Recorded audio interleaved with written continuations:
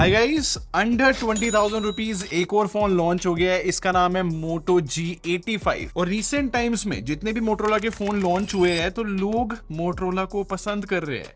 तो जो balance approach है इस फोन की, मुझे ऐसा लगता है कि मासेस को ये फोन अपील कर सकता है। तो इसी नोट पे फोन का पहले बॉक्स ओपन करते हैं। वैसे हाँ, बॉक्स पूरा पेपर का बना हुआ है। मतलब आजकल आपने इको फ्रेंडली के नाम पे सुना होगा कि फोन में चार्जर नहीं देते, बट मेरे हिसाब से इन्होंने बेस्ट तरीके से इंप्लीमेंट किया है। मतलब हर एक चीज इंक्लूडिंग ये पेपर भी ना, सब कुछ जो है प्लास्टिक नहीं यूज करा, सारी जगह पेपर यूज करा हुआ है।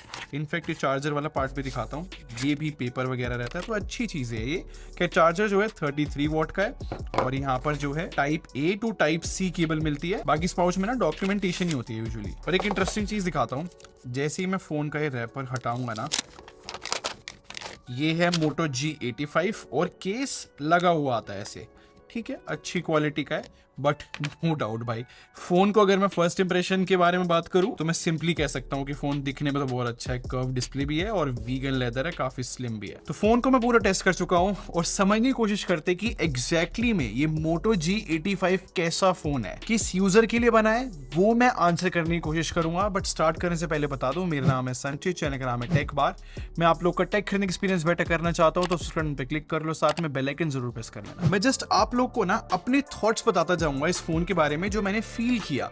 जैसे कि सबसे पहले डिजाइन के बारे में बात करता हूं। देखो मेरे हिसाब से ना 18,000 का ये फोन है और उसके अकॉर्डिंग मैं जज करूं तो मुझे डिजाइन तो नो डाउट बहुत सही लग रहा है। और मोटरोला जो पेंटोन की वैलिडेशन लेकर आता है ना, और जो डिफरेंट कलर्स भी लेकर आता है अपने फोन में, यार कहीं ना तो कहीं ये मार्केट में एक डिफरेंस तो क्रिएट करते हैं, क्योंकि ये ऑलिव ग्रीन नो डाउट एक यूनिक कलर लग रहा है पर्सनली मुझे। और इनफैक्ट जो कैमरा मॉड्यूल है ना, वो ज्यादा थिक भी नहीं है, मतलब कैमरा बम्प कम है और कैमरे के अराउंड जो रिंग है ना, वो भी सेम कलर की है फोन के कलर जैसे। बट प्रैक्टिकली ना इस डिजाइन में मेरे को एक एडवांटेज लगा, वो है ग्रिप का।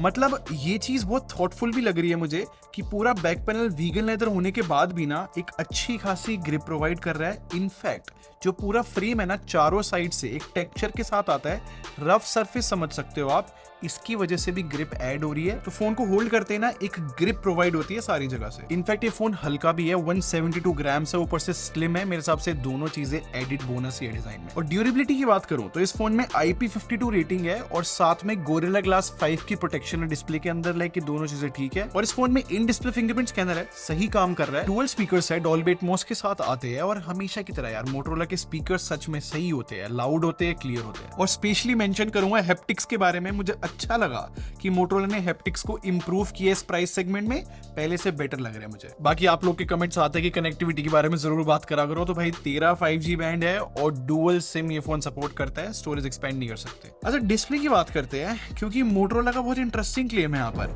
मतलब मोटरोला का ये कहना है कि इस प्राइस सेगमेंट में ये ब्राइटेस्ट डिस्प्ले है। बेसिक स्पेक्स की बात करूं तो 6.67 इंचेस की डिस्प्ले है, POLED है, फुल HD रेजोल्यूशन है और 120 हर्ट्ज का रिफ्रेश रेट है। बट एक इंटरेस्टिंग चीज मैं हाईलाइट करना चाहूंगा, देखो इस Moto G85 के अंदर कर्व डिस्प्ले है। और कर्व डिस्प्ले ना बहुत सालों से मार्केट में आ रही है और हमेशा से एक आर्गुमेंट रहा है कि भाई फ्लैट डिस्प्ले अच्छी है, फिर कर्व डिस्प्ले अच्छी है। मतलब कर्व डिस्प्ले को लेके हमेशा आर्गुमेंट ये रहा है कि गेमिंग के लिए बेस्ट नहीं है या फिर एक्सटर्नल टच ज्यादा होते हैं। तो इस एक्सटर्नल टच से रिलेटेड ना मोटरोला का क्लेम है कि इन्होंने सॉफ्टवेयर की मदद से ना काफी हद तक एक्सटर्नल टच खत्म करे है। देखो इस चीज को मैं पर्सनली टेस्ट नहीं कर पाया क्योंकि लिमिटेड टाइम है मेरे पास इस वीडियो को बनाने के लिए, बट फॉर श्योर फ्यूचर में जब रिव्यू लेकर आऊंगा तब इस चीज को मैं कंफर्म करूंगा।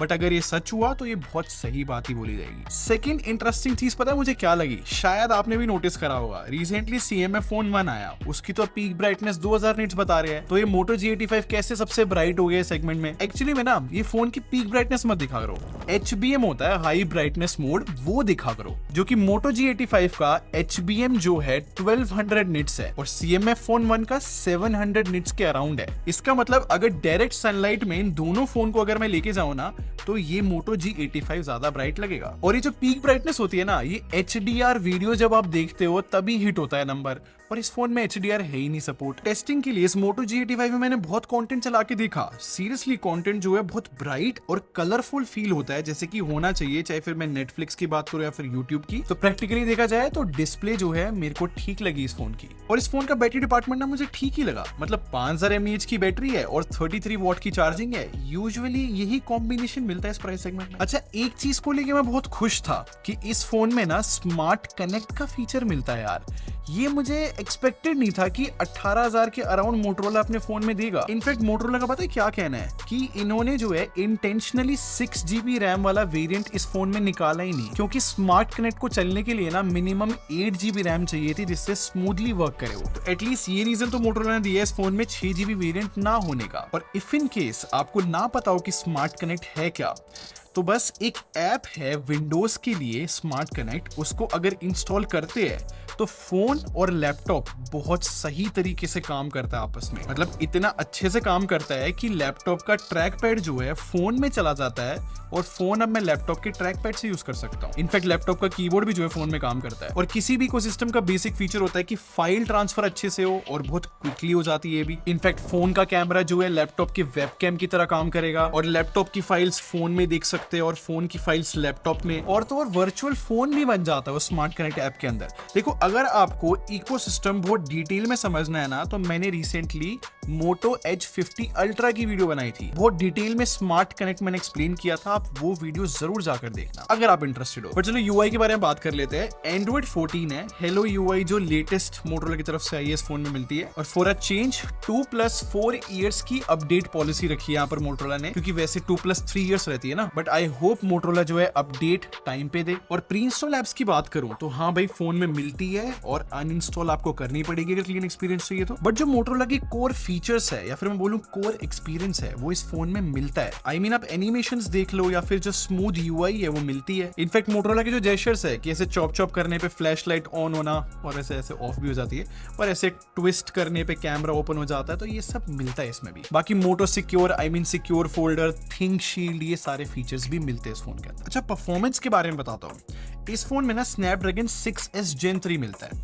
अब मैं वैसे बता दूं, ये जो स्नैपड्रैगन 6S Gen 3 है ना, आप इसको हल्का इंप्रूव्ड वर्जन समझ सकते हो स्नैपड्रैगन 695 का। और सिंपल सी बात है, इस फोन से बेसिक परफॉर्मेंस ही आप एक्सपेक्ट करना, क्योंकि 4.82 लाख के अराउंड एंटूटू स्कोर आया है और गीकबेंच में भी 2000 के अराउंड ही मल्टी कोर स्कोर है। देखो, सिंपल तरीके से बताता हूँ, अगर आप हार्डकोर गेमिंग करना चाहते हो या फिर आप प्रो गेमर हो, तो इस फोन में कोई बेस्ट सेटिंग नहीं मिलेगी। आई मीन BGMI की बात करूं तो HD हाई सेटिंग्स मिल जाएगी या फिर बैलेंस्ड अल्ट्रा, और COD की बात करूं तो हाई मैक्स या फिर वेरी हाई सेटिंग मिलेगी। और टेस्टिंग के लिए मैंने 30 मिनट COD भी खेल के देखा, कांस्टेंट 60 FPS मिल रहे हैं। इन शॉर्ट, कैजुअल गेमिंग करनी है 100% पॉसिबल है। तो अगर ओवरऑल परफॉर्मेंस को भी मैं जज करूं ना, बाकी सारे बेंचमार्क देख के भी, जैसे कि 3D मार्क का स्ट्रेस टेस्ट जो है, वहां पर 99.5% की स्टेबिलिटी आई, CPU थ्रॉटलिंग में ग्रीन ग्राफ है, तो लाइक जितनी इस फोन में परफॉर्मेंस है वो ठीक से प्रोवाइड कर पा रहा है। तो मेरे हिसाब से डे टू डे लाइफ के लिए एक इनफ परफॉर्मेंस ये फोन ला देगा। और कैमरे की बात करो इस फोन की, तो सरप्राइजिंगली एक्चुअली में अच्छा है कैमरा इस फोन का। 50+8 मेगापिक्सल का कैमरा सेटअप है,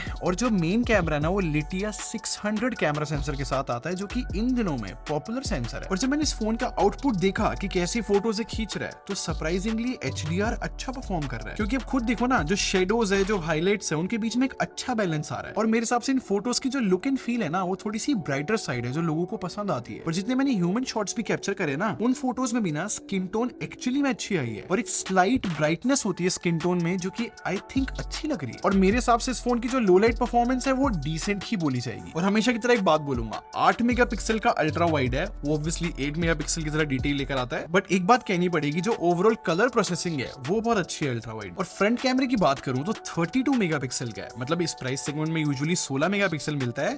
इनफैक्ट 32 मेगापिक्सल होने के साथ साथ मेरे हिसाब से जो प्रोसेसिंग है फोटो की वो अच्छी आ रही है, स्किन टोन काफी अच्छी बोली जाएगी। बट फॉर सम रीजन ये फोन जो है मैक्सिमम 1080p 30 FPS शूट करता है, मतलब एटलीस्ट 1080p 60 FPS होना चाहिए। चाहिए था। तो मेरे हिसाब से इस फोन का पता है क्या कंक्लूजन है, देखो जो प्राइस है ना 8 128GB वेरिएंट 18,000 का है और 1256GB 20,000 रुपीज का है, और दोनों वेरिएंट पे 1,000 रुपीज का बैंक डिस्काउंट है। और 17,000 रुपए के हिसाब से मैं सिंपली एक बात बोलूंगा, जो भी ये फोन खरीदेगा ना उसको एक बैलेंस अप्रोच मिलेगी, मतलब कि ओवरऑल फोन जो है मासेस के लिए मैं रिकमेंड कर सकता। तो इफ इन केस आप 17,000 के अराउंड मोटरोला का फोन देख रहे थे तो Moto G85 आप खरीद सकते हो। बाकी आप बताओ आप क्या सोचते हो इस फोन के बारे में, कमेंट सेक्शन में लिख दो जल्दी से। और अगर आपको ये वीडियो पसंद आई हो तो लाइक बटन पे क्लिक कर दो और सब्सक्राइब करके हमारे टेक बार आर्मी को ज्वाइन कर लो। हम लोग क्वालिटी में बिलीव रखते हैं। अगले मिलते हैं। Thanks for watching. Bye bye guys.